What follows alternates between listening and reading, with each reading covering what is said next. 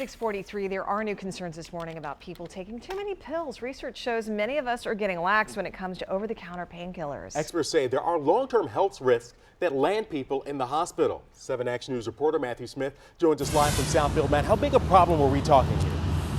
Well, Keaton and Alicia, this is a much bigger problem than most of us probably even think about, because we think of these things so lightly because they are over the counter, but people just don't pay attention to those dosage instructions. Think of it this way. Maybe you have a headache, so you go ahead and you pop a pill. Later on, it might be back pain, and then maybe one more time, you got a bulky knee. So you start to look at this play out time and time again, and when you really look at it, after a few days, after a few weeks, this can become a real problem. So much so that pharma epidemiology and health studies did a study on this, just trying to figure this out. 15% of people are actually taking too many pills at least once, and that's just 1 week worth of a study.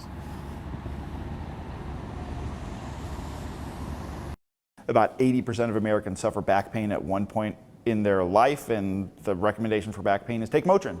And so if you think of 80% of Americans having back pain and 80% of Americans therefore taking Motrin, that's a lot of Motrin. And again, if you look at the size of the jugs of these drugs that you can buy at the grocery store, there's a lot of these medications being taken.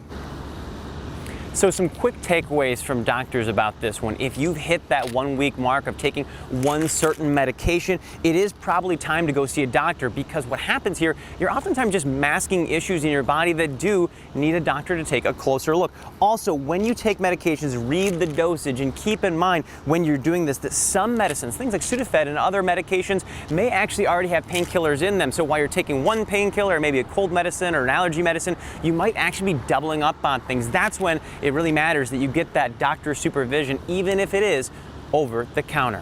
For more information, we've got a website and a web link posted over at WXYZ.com, so you can understand a little bit more about the problems with all these over-the-counter pain medications that seem a little too simple to pop these days. For 7 Action News, I'm Matthew Smith. Yeah, good reminders there. Thanks, Matthew.